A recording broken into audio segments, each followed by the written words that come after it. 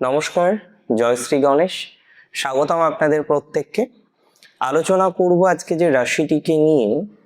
রাশিটি কর্কট। কর্কট রাশি কালপুরুষের রাশি চক্রের চতুর্থতম রাশি। চন্দ্র প্রভাবিত রাশি হলেও এই রাশিটির মধ্যে নানাবিধ পজিটিভিটি আমরা দেখি। চন্দ্র প্রভাবিত রাশি এটা তো নিশ্চিত। এই রাশিটির মধ্যে নানাবিধ পজিটিভ ভাইবস আছে। কিরকম একটু বলি। প্রসঙ্গত এই রাশিটি কেয়ারিং, অত্যন্ত কেয়ার করতে পারে। আন্ডারস্ট্যান্ডিং, বুদ্ধিমত্তা, বোঝার ক্ষমতা প্রচুর।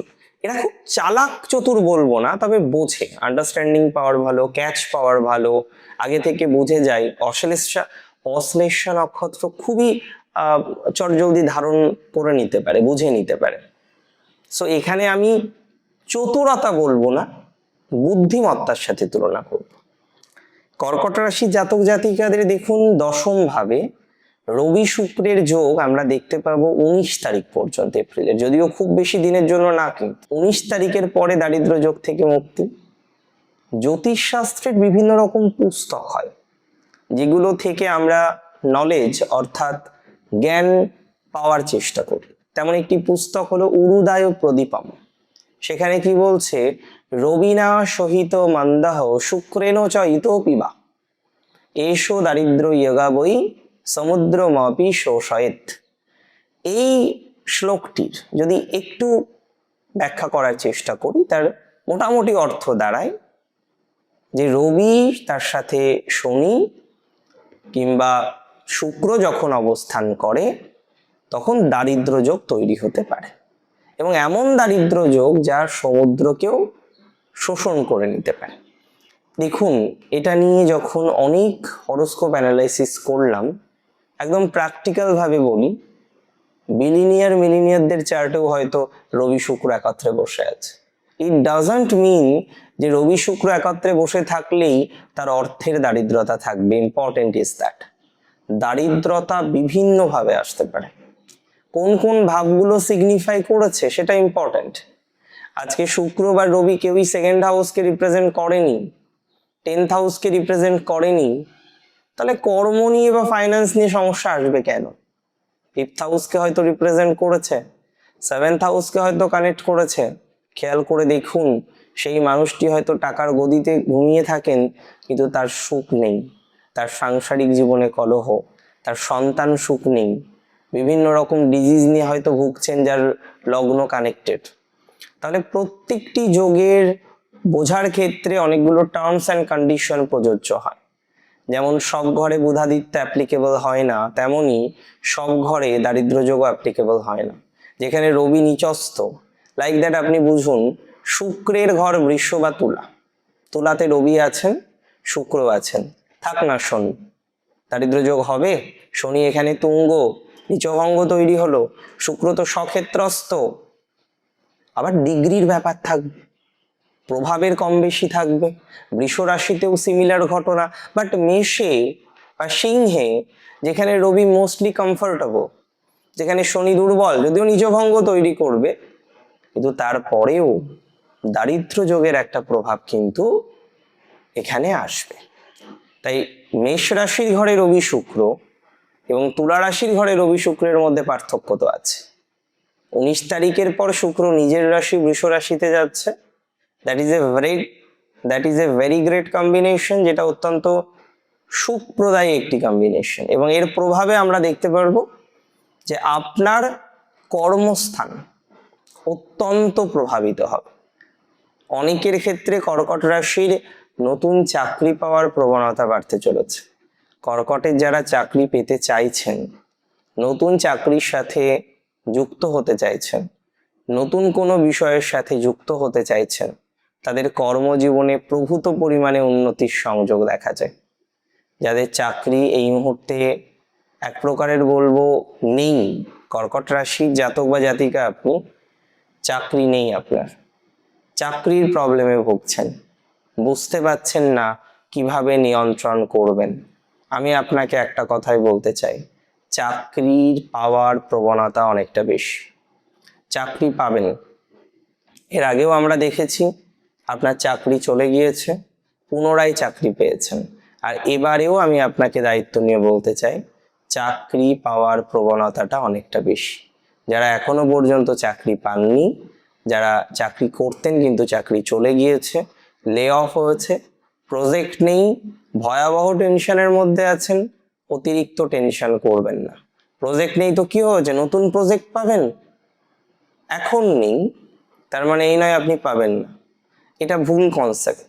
হ্যাঁ, অনেকের আমরা দেখলাম তাদের চাকরি নিয়ে অসুবিধা, অনেকের আমরা দেখলাম চাকরি নিয়ে সমস্যা, অফিস পলিটিক্স, নানাবিধ সমস্যার মধ্যে বারবার আপনাকে পড়তে হচ্ছে। আমি একদম সিম্পলভাবে আপনাকে বলছি, যারা আজকে কর্মজীবনে আছেন বা কর্মজীবনে ছিলেন, একটু ডিস্টার্বড আছেন, কাজ করছেন হয়তো পলিটিক্স নিয়ে, কাজ করছেন সেখানে নানা রকম পিএনপিসি, শত্রুতা, নানাবিধ সমস্যার মধ্যে দিয়ে কন্টিনিউ ভাবে আপনাকে চলতে হচ্ছে, আই মাস্ট সে যে আপনার ডেভেলপমেন্টের জায়গা আমরা পাবো। আই মাস্ট সে আপনার পজিটিভিটির জায়গা আমরা পাবো।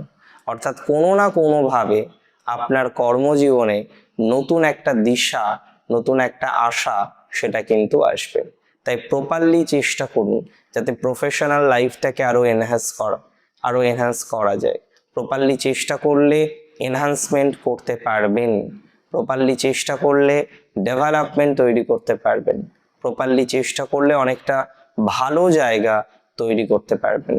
সো একটু দেখা যাক কতটা ডেভেলপমেন্ট করা যায়, কতটা উন্নতি করা যায়, কতটা অগ্রগতি করা যায়, বা কিছুটা হলেও ডেভেলপমেন্ট প্র্যাকটিক্যালি করা যায় কিনা।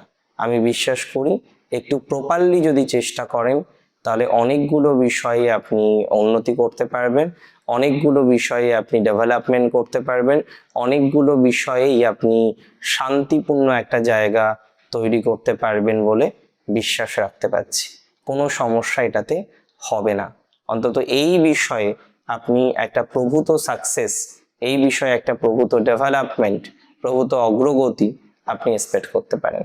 একই সাথে বলবো, যাদের পিতার সাথে সম্পর্ক হানি হয়েছে, পিতার সাথে সম্পর্কের জায়গাটা যাদের বেশ ডিস্টার্বড, পিতার সাথে সম্পর্ক নিয়ে যারা ভয়ঙ্কর নেগেটিভিটির মধ্যে আছেন, আমি দায়িত্ব নিয়ে বলছি পিতার সাথে এই যে সম্পর্ক, এই যে ডিস্টারবেন্স, এই নেগেটিভিটি থেকে আপনারা অনেকটা বেরিয়ে আসতে পারবেন।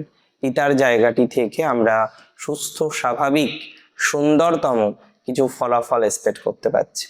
পিতার জায়গা থেকে আমরা অনেকটা নিজেদেরকে রিল্যাক্সেশনের দিকে নিয়ে আসতে পারবো। পিতার জায়গাটা আপনাদের নো ডাউট পজিটিভ দিকে যাবে, অনেকটা বেটার দিকে যাবে। পিতার জায়গা নিয়ে কোনো চিন্তা বা দুশ্চিন্তা বা দুর্ভাবনা করার মতো কোনো অবকাশ নেই, এটা 100% শিওর বা 100% শিওর। পিতার জায়গা নিয়ে এতটা দুশ্চিন্তা করতে হবে না, কোনোভাবেই দুশ্চিন্তা করতে হবে না, একদম নিশ্চিন্তে থাকা যেতে পারে। একদম নিশ্চিন্তে থাকুন, আলটিমেটলি ভালো হবে বা ভালো প্রভাব জীবনচক্রে আপনি পেতে চলেছেন, ভালো প্রভাব জীবনচক্রে আপনি পাবেন। পিতার জায়গা নিয়ে কোনো দুশ্চিন্তার মতো অবকাশ নেই, কোনো টেনশনের অবকাশ নেই, কোনো চিন্তার অবকাশ নেই, মাথায় রাখতে হবে এটা। আর একটা কথা মাথায় রাখুন, সম্মানহানি যাদের হয়েছে, দারিদ্র্য যোগ থেকে মুক্তি পাওয়া মানেই সম্মান পুনরায় রিস্টোর হওয়া। হয়তো সম্মানহানি হয়েছে, হয়তো কোনো কোনো ক্ষেত্রে অসম্মান পেয়েছেন আপনি, জীবনচক্রে একটু অসম্মানিত হওয়ার কম্বিনেশনও তৈরি হয়ে গিয়েছে। আমি একটা কথাই বলবো, যারা কোনো না কোনোভাবে অসম্মানিত হয়েছেন, জীবনচক্রে একটা স্ট্রেস পেয়েছেন, অসম্ভব নেগেটিভিটি জীবনচক্রে এসেছে, তারা এই নেগেটিভ ভাইবস থেকে অনেকটা বেরিয়ে আসতে পারবেন, এটুকু দায়িত্ব নিয়ে বলতে পারি। জীবনচক্রে যাদের অসম্মান এসেছে, অসম্মানিত হয়েছেন, নানা রকমভাবে প্রেশারাইজড হয়েছেন, নানা রকমভাবে ডিস্টার্ব হয়েছেন, আমি আপনাদের একটা কথাই বলবো, অসম্মানিত হওয়ার জায়গা থেকে, অসম্মান থেকে আপনারা অনেকটা বেরিয়ে আসতে পারবেন। এবং সরকারি চাকরির যে পাওয়ার প্রবণতাটা, আমি আগেও বলেছিলাম যে কর্কট রাশির সরকারি চাকরি পাওয়ার প্রবণতাটা বাড়ছে। আমি আবারও রিপিট করছি, সরকারি চাকরি পাওয়ার যে প্রবণতাটা সেটা বাড়ছে আপনাদের। সো কোনো না কোনোভাবে যারা সরকারি চাকরি পাওয়ার জন্য মরিয়া হয়ে রয়েছেন, সরকারি চাকরি পাবেন। যারা সরকারি চাকরি পাওয়ার জন্য বারবার চেষ্টা করছেন, এর আগে চেষ্টা করেছেন হয়নি, যাই হোক পুনরায় সরকারি চাকরি পাওয়ার প্রবণতাটা বাড়ছে। সরকারি চাকরি পাওয়া নিয়ে কোনো অসুবিধা হবে না, সম্ভাবনা প্রবল সরকারি চাকরি পাওয়ার। নিজেদের স্টেবল করার প্রবণতাটা খুব ভালোভাবে দেখতে পাচ্ছি, খুব অসুবিধা হবে বলে মনে করছি না। সরকারি চাকরি পাওয়ার জন্য চেষ্টা করুন, কর্মের জায়গাটাকে আরও ঠিকঠাক করার জন্য চেষ্টা করুন। আপনার মধ্যে যে পোটেনশিয়ালিটি রয়েছে তাতে আপনি প্রফেশনাল জায়গাটা, প্রফেশনাল ফিল্ডটা অনেক বেশি স্টেবল করতে পারবেন বলে বিশ্বাস করছি। অনেক ভালো থাকুন আপনারা প্রত্যেকে, সুস্থ থাকুন, স্বাভাবিক থাকুন, সুন্দর থাকুন, নিশ্চিন্তে থাকুন। জয় শ্রী গণেশ।